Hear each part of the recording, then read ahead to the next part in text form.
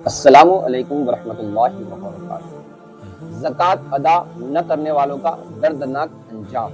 इमाम ज़हबी रहमतुल्लाहि तआला अलैह किताब में लिखते हैं कि इमाम अबू यूसुफ फ़रयाबी रहमतुल्लाहि तआला अलैह एक मरतबा अपने साथियों के साथ में इमाम अबू सिनान रहमतुल्लाहि तआला की मुलाकात के लिए उनके घर जाते हैं। जब आप लोग उनके मकान पर पहुँचते हैं तो इमाम अबू सिनान फरमाते हैं, चलो मेरे पड़ोसी के यहाँ उसके भाई का इंतकाल हो गया है तो ताज़ियत पेश करके आते हैं। आप तमाम हज़रात उस पड़ोसी के मकान पर जाते हैं और उसको ताज़ियत पेश फरमाते हैं। वो ताज़ियत कबूल नहीं करता है और ज़ारो कतार बस रोए जा रहा है।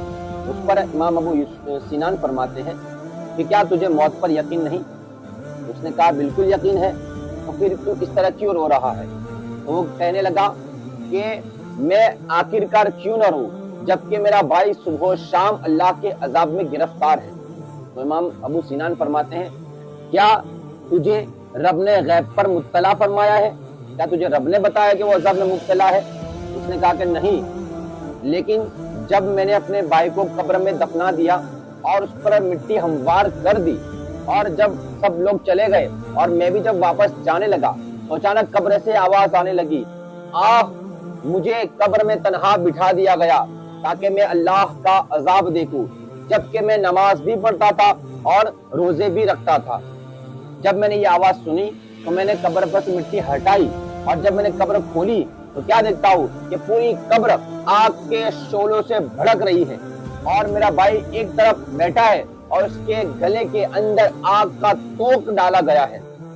भाई की मोहब्बत ने मुझे उभारा कि मैं उसकी मदद करूं और उसके गले के तोक को हटा दूं।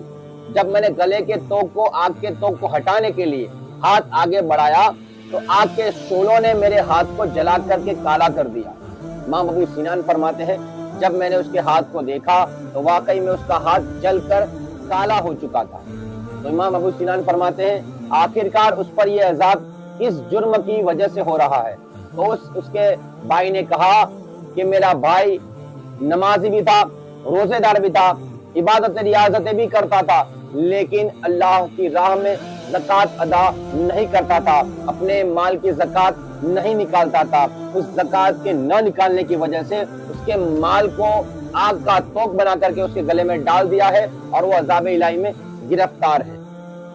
तो नाज़रीन इकराम, इस वाक़ये से हमें पता चला कि जो लोग भी अपने माल की सही ज़कात नहीं निकालते हैं तो उस माल को बचाने की कोशिश करते हैं, वही माल अल्लाह कब्र के अंदर आपके गले के अंदर आग का तोक बना करके डाल देगा, जिसके अजाब से आप अजाब इलाही में गिरफ्तार हो जाएंगे।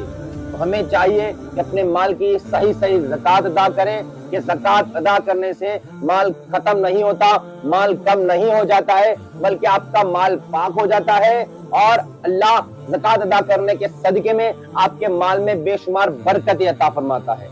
अल्लाह रब्बुल इज़्ज़त की बारगाह में दुआ है, अल्लाह हमें सही से ज़कात अदा करने की तौफीक और रफ़ीक अता फरमाए और उसके हकदारों तक सही ज़कात पहुंचाने की हमें तौफीक और रफ़ीक अता फरमाए। बहुत बहुत शुक्रिया। अल्लाह इस्लाम जिंदाबाद, नारे दमदार पाइंदाबाद।